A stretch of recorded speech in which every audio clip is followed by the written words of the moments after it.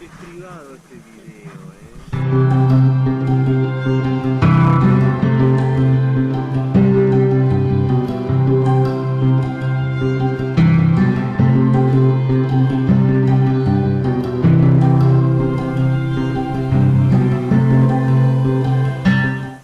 Acá estamos en el Valle Grande.